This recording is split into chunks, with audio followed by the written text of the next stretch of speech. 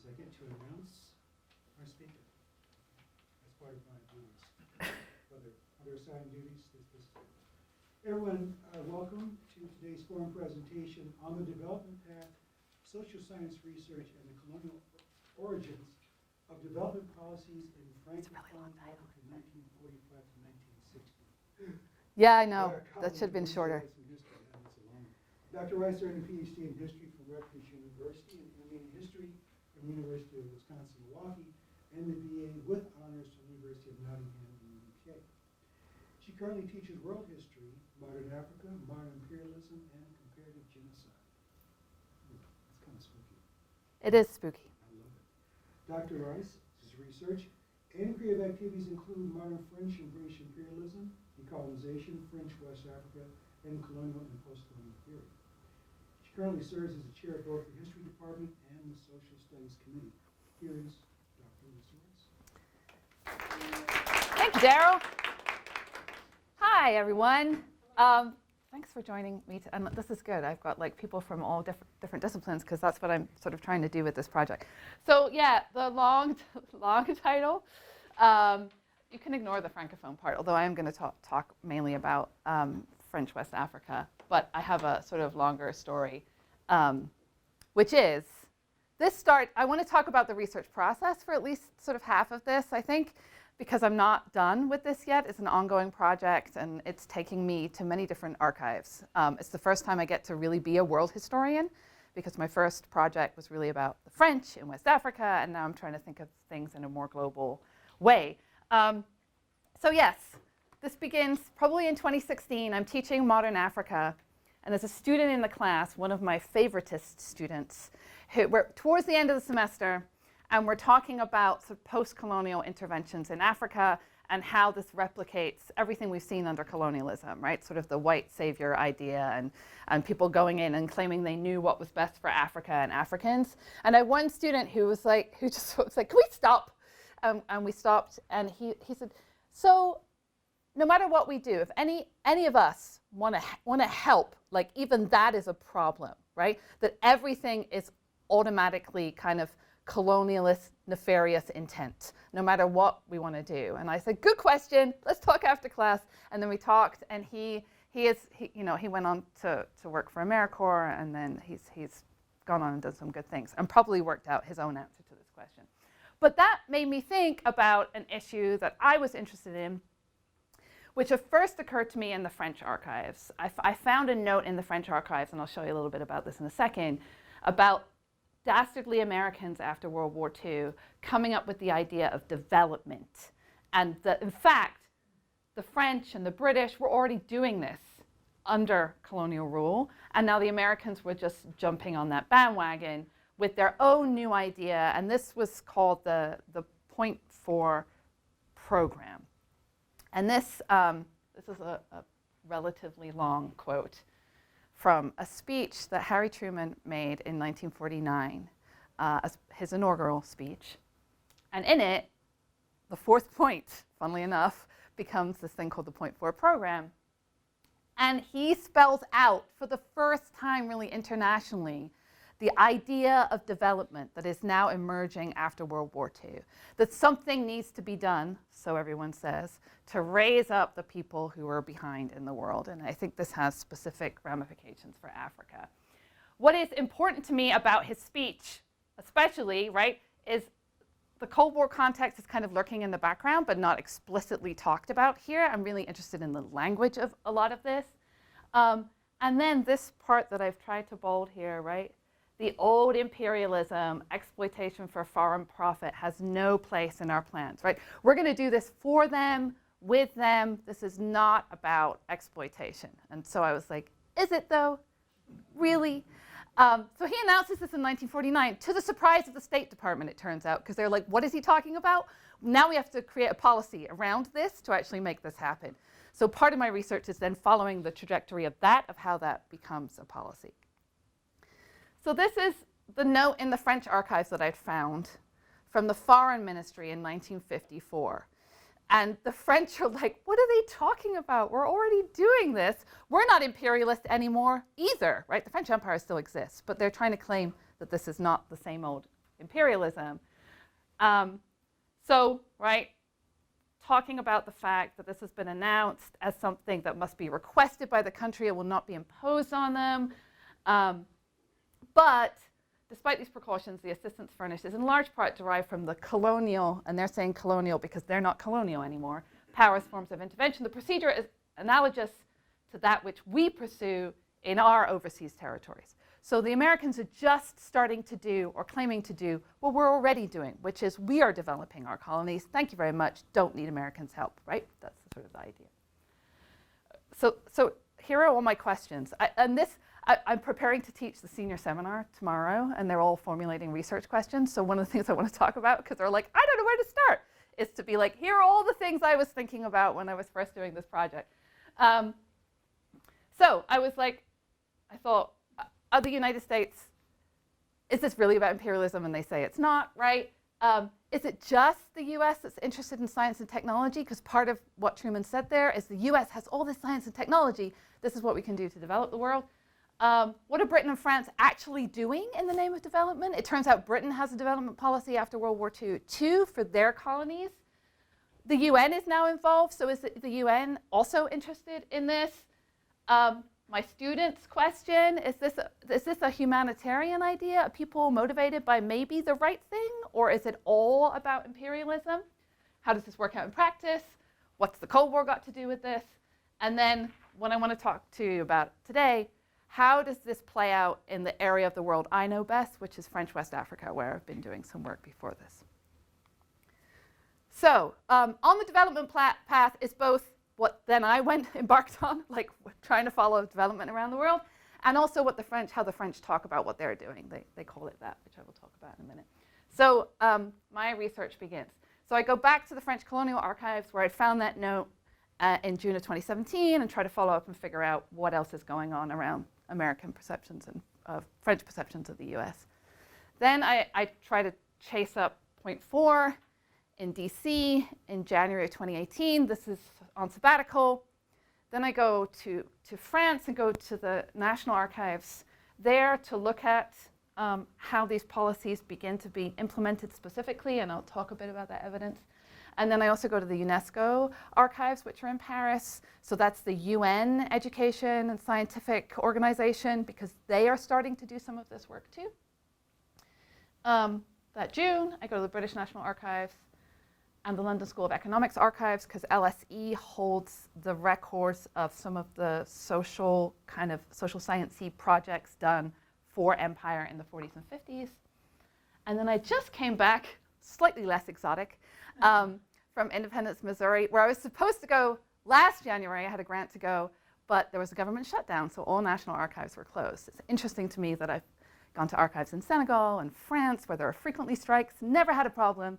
And then I did with the US, because I couldn't get into the National Archives until in Independence to find out what Truman's documents say about this. So it looks like this, right? I'm glad there are no geographers in the room, because this is not a very good map. But, right, so 2 in France, and then London, approximately the location of Missouri and DC.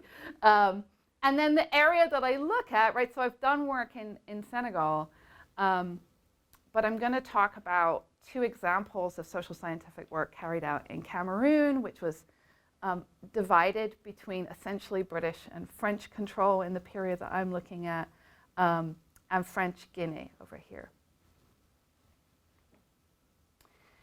So I want to talk a bit about what I find about French West Africa.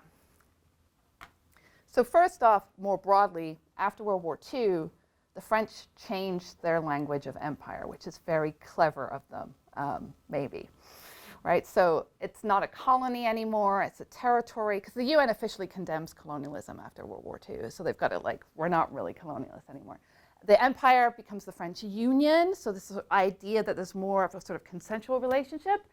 And then I'm still, and maybe Jessica can help me with this language later on, but I'm still looking at the way there's a movement from the old kind of colonialist term of mise en valeur for what the French are doing in the colonies, which often gets translated as development, but is... Oh, it just sounds so nice in French. Yes, it does. but I think it has this sort of exploitative connotation to it too, in the context of colonialism, right? To get value out of, right? I think it's this idea of extracting to some degree. And there's sort of a back and forth between using that term and the word développement, which is now increasingly used in the international community too. So I think it's like smart to start using that as well. It's like there's this passive turn of phrase. So yeah, that's just very interesting. Right, but that's what they say they've been doing up until this point, and then it's beginning to switch a little bit. What the French also do after World War II is create a new investment plan for the colonies. The first time they've really actually invested like a lot of money overseas, and they argue that it's for social and economic development, and they use the word development to explain this. They also say it's about economic development and raising living standards. So it seems like there is a sort of humanitarian impulse, but also perhaps still this sort of extractive idea behind it too. So for me, I was interested in how this begins to happen. And I found the records of this entity known as ORSP, the Office for Overseas Technical and Scientific Research, which is founded in 1949.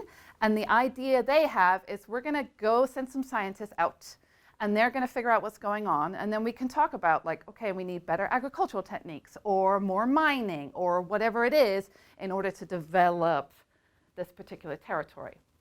Most of that is for the physical sciences, but then within that, they start saying, you know what, we have to figure out the people too, because they sort of get in the way of what we're doing. So they start this Council for Overseas Sociological Research, which is actually not just sociology. There's geographers and demographers, economists, anthropologists involved in it too. And they're increasingly going out into the empire and doing work and coming back with ideas. ORSP's logo is very interesting. They claim they're doing this for Africa, with Africans. There are not many Africans involved, right? But even the logo has, right, a white scientist and a black scientist. Noticeably, the black scientist behind the white scientist in this image.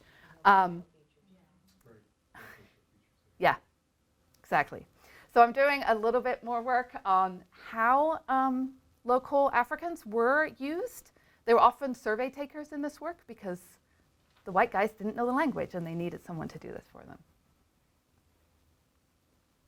Okay, so I'm going to say quickly, I think, about 2 cases I found in the archives in Paris. 2 different studies that were done. And this is the part where I get all formal and papery, because I want to read you a little bit of that.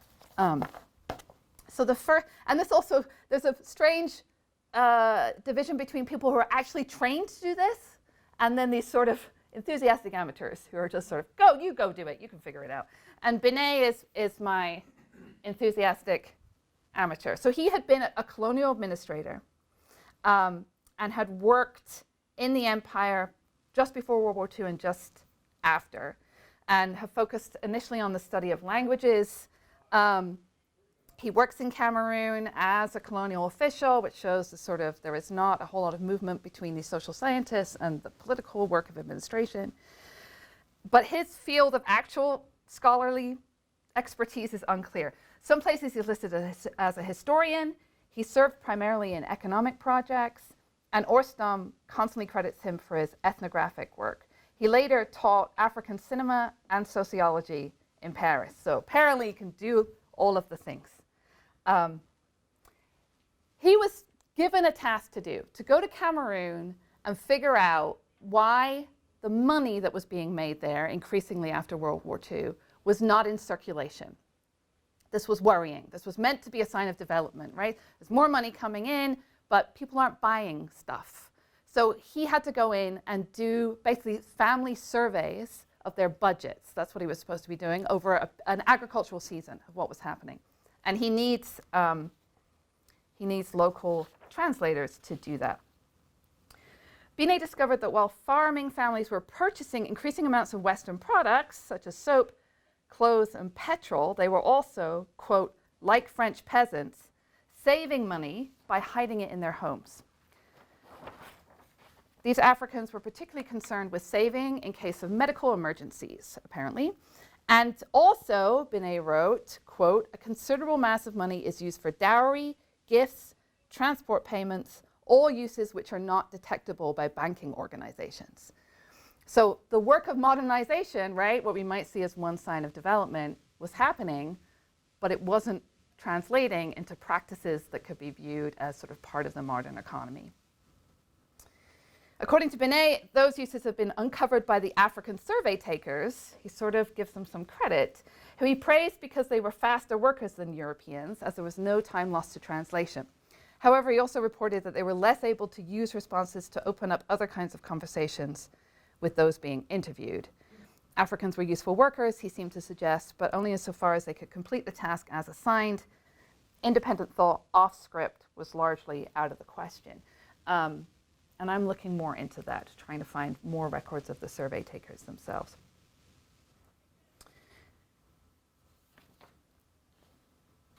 So Binet's survey, despite it being an amateur, I think suggests that the development is not always working in the way the French think it will, right? Because it's not translating into increased consumer activity. But the response, as Binet says, it's actually not that different from a white French response, right? We need to save money, we're concerned about medical emergencies, and we have other ways of spending it that might not be tracked by this. My second person, Mercier, is actually somewhat academically trained in his field. He received his bachelor's in 1942 and a diploma from the French Institut d'Ethnologie in 1943.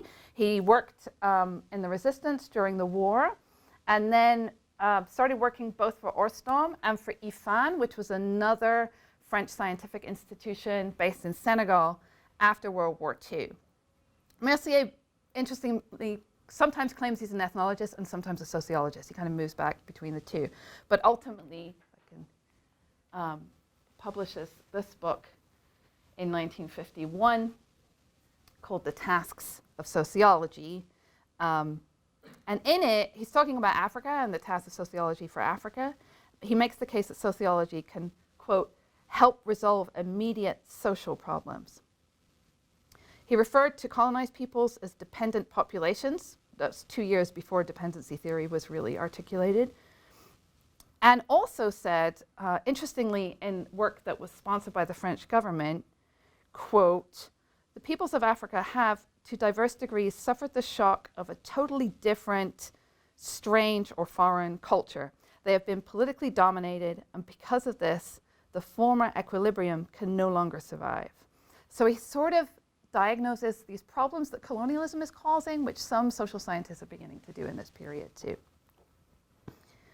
He sends notes back to the French administration saying, okay, this is how sociology is going to be useful, and talks about sociology as being better than ethnography because there's an opportunity to act. He thinks it has a very practical outcome from this in a way that these earlier studies have not had.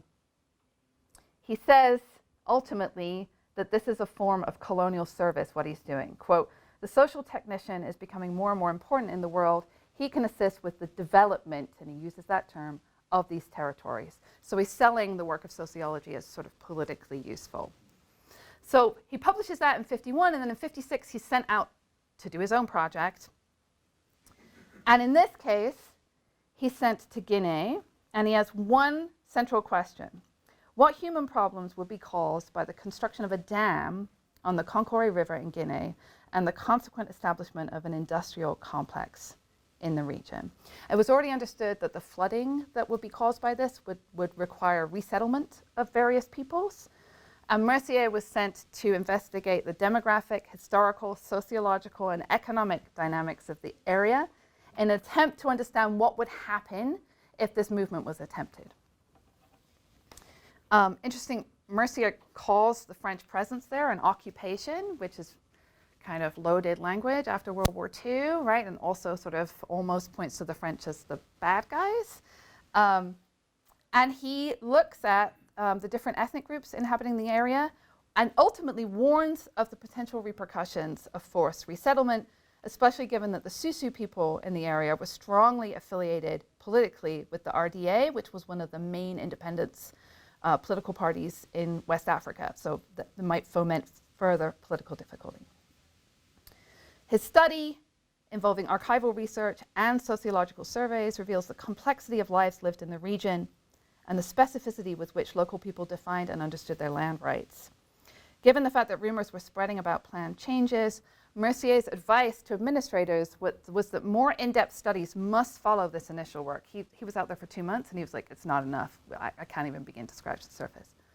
He said that would take 2 years and would involve a vast team of geographers, statisticians, economists, sociologists, and at least 40 survey takers, presumably Africans. In concluding, Mercier emphasized that the team was exactly that, working on a single issue. Most of this is sort of very interdisciplinary research without attention to their disciplinary boundaries. So his argument was only by working together in this interdisciplinary way can we evolve these problems. So he reports that, and then what I'm trying to figure out is, do they listen? Do they actually listen to these reports? So 2 years later, there's a general report by ORSP where they tout the potential success of this eventual mine that's going to be placed there. And the idea was to make Guinea a big producer of bauxite and aluminium. Mercier did not mention that at all in his report. So there's some unspecified industrial development going to happen, and people need to move because of this. He doesn't mention it, but later they're like, we can do this. We're gonna go for producing aluminum here.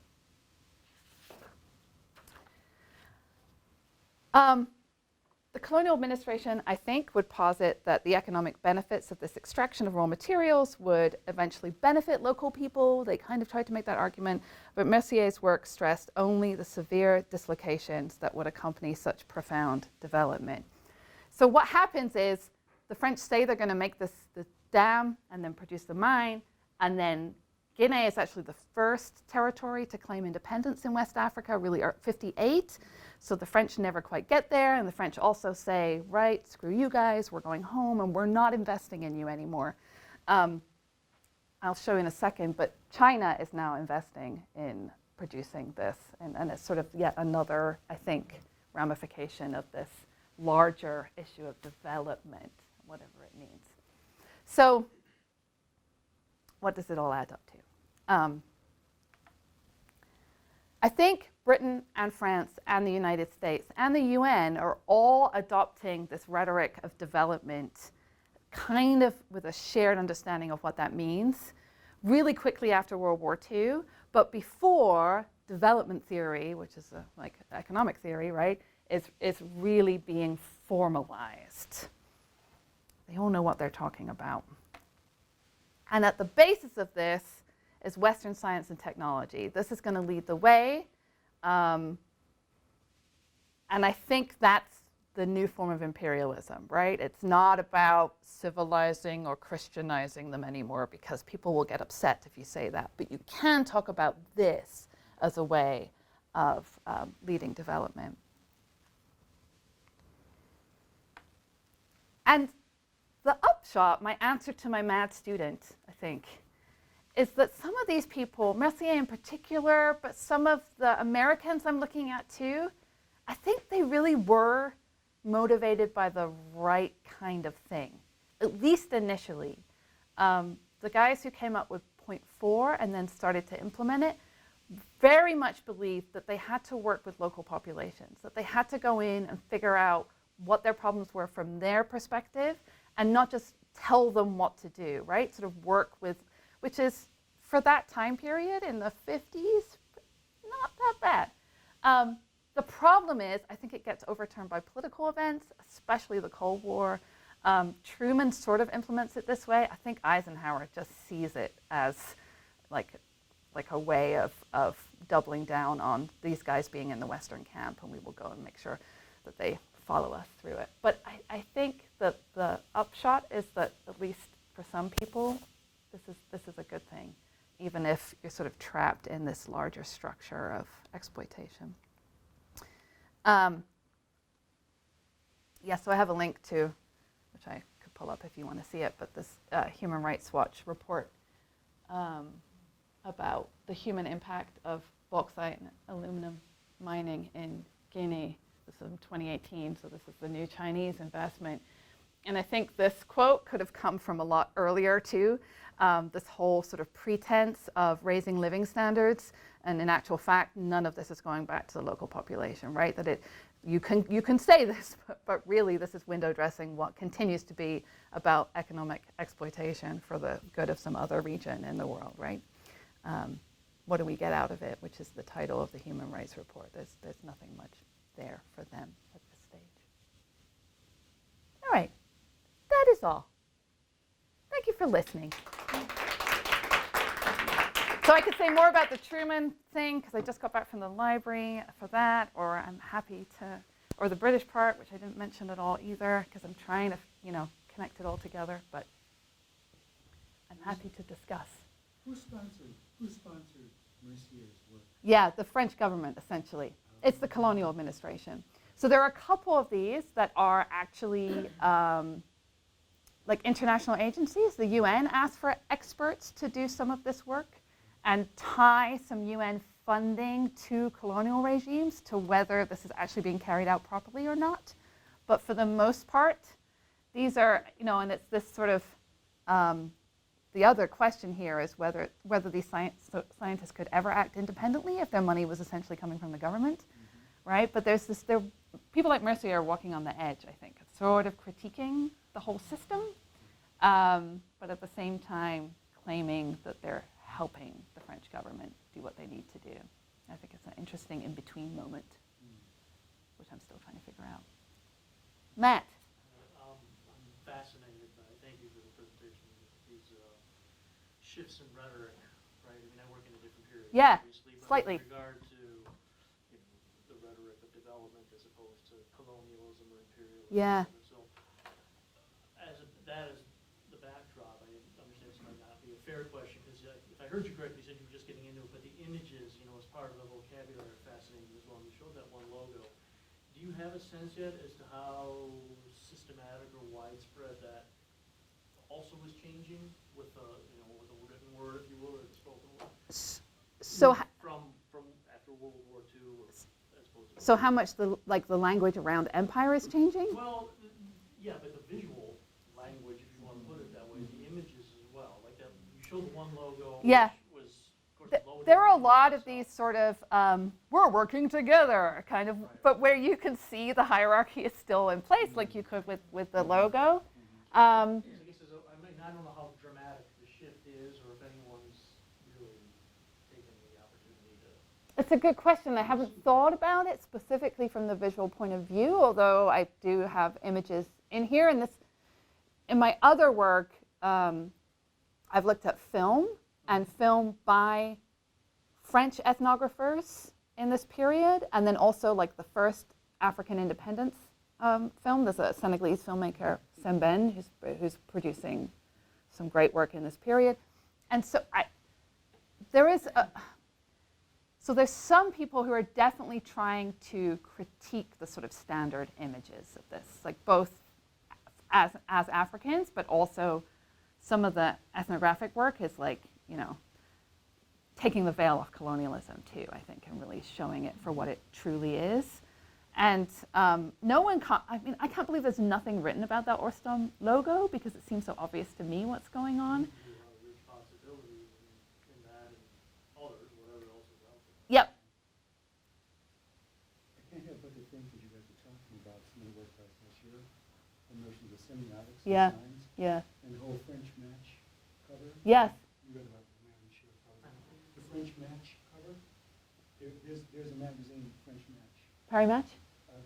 Okay? Maybe? Yeah. Match. Yeah. Yeah. And there's a classic cover of the young Algerian boy Yeah. in a French uniform, saluting the French flag, Yeah. being taken down because they're leaving.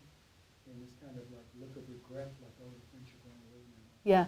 As though somehow they were these beneficial fathers and mothers of the country.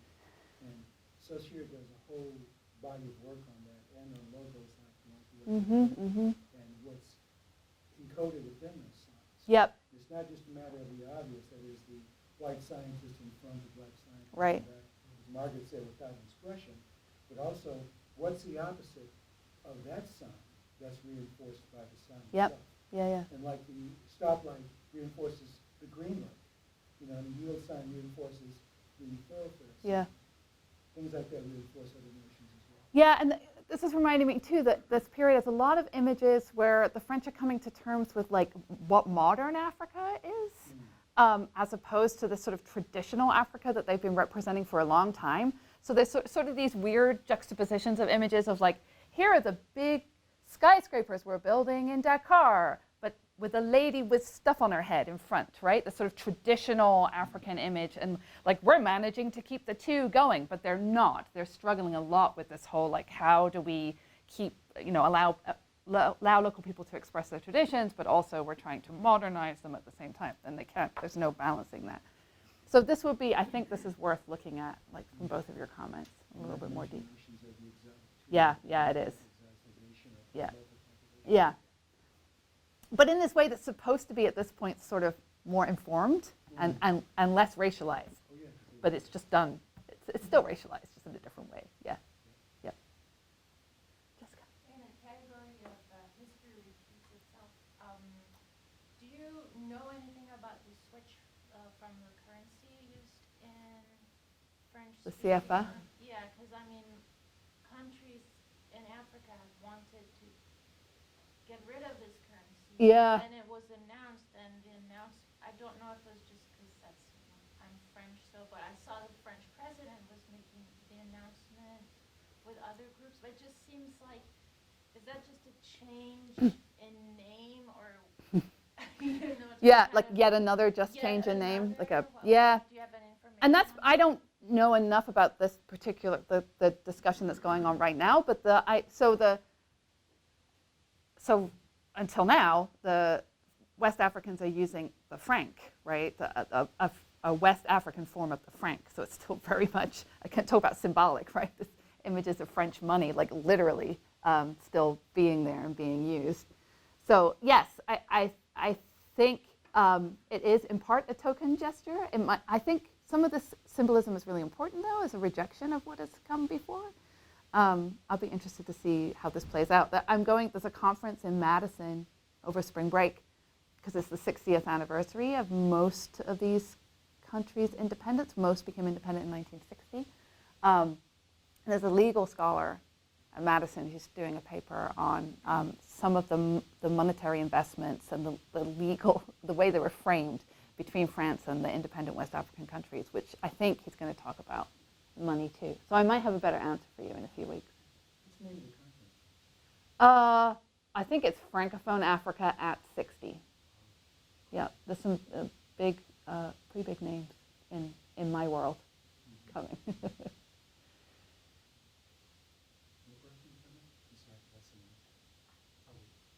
Maggie. So when you were talking about in Cameroon and this project they're doing, Yeah. talking about, they're not buying, or they're buying some things but not buying other things, they're saving their money. What do they want them to buy? Do you know? They just want them to buy more. Okay. They're So not. not like specific. No. Not like tractors.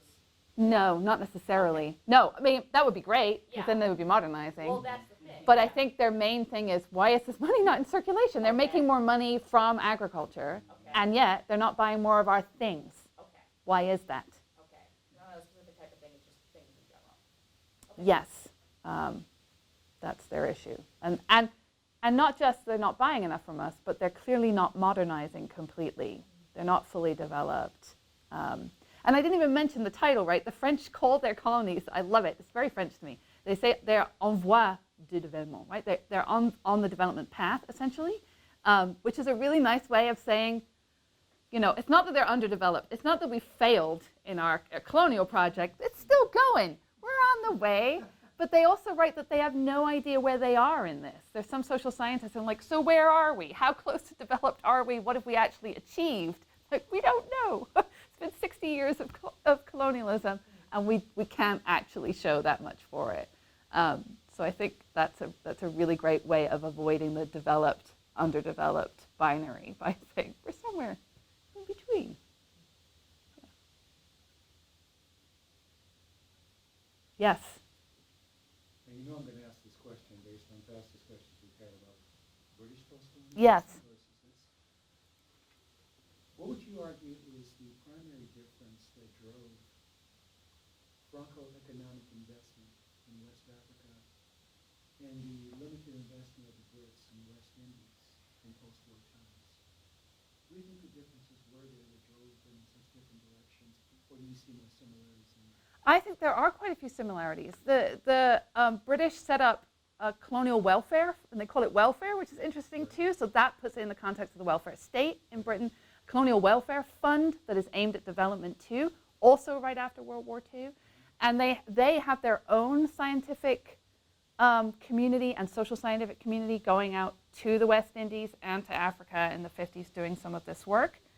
So my sense from what I know so far, and I probably don't know as much about the West Indies as you do, that they are trying to invest, and they have some super, like, kind of big name sociologists going out to the West Indies in the 50s, and some women too, I mean, which is really interesting, British women, to do some of this research. And I think they are thinking about the way to manage political change is by at least being seen to be trying to alleviate some of the social problems that people are going through.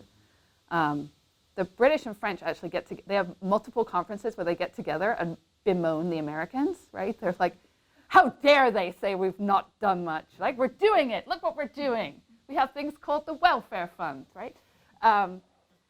They meet behind closed doors, and occasionally they meet with Americans too. And then the UN, they really don't like the UN because the UN keeps poking their nose in, right, where they're doing stuff. But they're all sort of on the same page, I think, arguing about the same kinds of things, but about who's doing it best. And I think the French and British are kind of allied in this. And then the first British and French universities in the colonies are set up in this period too, right? So I want to go to Ghana as well, because the University of Dakar opens in 1958, so 2 years before independence, and Ghana is earlier than that, I want to say early 50s. So they have, and they're training Africans, right, to some degree. And which is the Franco-British partnership? There's no university partnerships, but they are meeting together with the Belgians too, which is a whole other story. Yeah, I know. And they're talking about development, especially in the face of what the U.S. and the UN is trying to do. And often the U.S. and UN are seen as allied, even though that's not necessarily the case. Yeah, but I think the next stage, will be, I'll be better able to talk about what the differences are between the British and French investment plans. But right now, they seem to be on the same page, more or less. These are great questions. It's making me think about all this again, which is good. Because sometimes you just teach and you forget that you do research. I'm just struck by how wonderfully interdisciplinary the original research is, and impressed by how much you have to know about all those other social sciences. to do Yeah, but I what don't. you I'm do. sort of faking that, right? I mean, that's You're faking well. that. I'm learning it, which is interesting. And for me, one of the big, like, figuring out the difference between anthropology and sociology in this period, because I talked to Margaret about it at some point. There's like so much overlap, and there's a British, there's an American scholar of British sociology who makes the argument that everything that's going on in the colonies completely shapes the sociological field back in Britain. Like the whole field of sociology in the 50s is shaped by what's going on in the colonial situation. And I think that's to some degree true for France too. So yeah, I mean, just the disciplinary boundaries, because they're really porous, I think, are as interesting as well. Right. Is there any evidence, is this just the government, or is there any evidence of large corporations also, I mean, I know I'm asking you to do a whole other thing, but also with adding to this rhetoric or working with this rhetoric, or I don't know if that Yes. makes sense. So ORSP actually takes research requests from private companies, Okay. Are they often mining companies. Okay, mining. Yes, there's a lot. But also the agricultural, like you talking about tractors, the agricultural sector too. And there are sort of infamously failed plans to modernize agriculture in Africa in this period as well. So yes, there is private there's a little bit of private money, but it's largely government instigated. And that is because I think they know they're going to lose the colonies, Okay. and this is a way of trying to save them in some form. Like, let's just invest. Lots of French people don't like that because they think it's a waste of money. It's right after World War II, right? They've got their own country to rebuild, and here's all this investment going overseas. Yeah. I wonder how much of that concern also move into immigration issues, like the whole notion we discussed before, the notion that if we were there, then we may come here, Mm-hmm. as Joel always talked about before. Yeah. And I imagine French probably has similar concerns. Yeah, and education is the field I see that in most, because there's like this big boom in African students coming to France after World War II, because initially there are no universities in West Africa. And then they like do things like drop out and just hang out in Paris. And this is a concern, right? Like they're having fun, they're just hanging around. And we don't like that. Yeah, go home. Yeah. So I think that's almost the beginning of this sort of migration fears. Students are sort of the first test case for that, I think, before like blue-collar workers. I think it's the students who are, and there's all kinds of arrangements. I mean, some great discussions of, I got one story about these African students, they're like 19-year-olds on a ship coming from Dakar to go study in Paris. And they like stage as rebellion because they're placed in third class and there are white students in second class. So they can see what's going on. And they use all this language of the French Revolution. It's great. They're like, we're going to storm the colonialist Bastille and we're going to take you down. And they're shouting at these French women on the ship. It's fantastic. But it's sort of a microcosm of that, like being in between two worlds. They're literally on a ship at this point, right? And then also seeing this inequality that the French say is no longer there. And it's like very visible to them that they are not the same as these people, or not treated the same as these people. Very much like West Indian students and some Yes. African students in England. Yes, It's the Wazoo visible, thing, only right. very Yeah, yeah.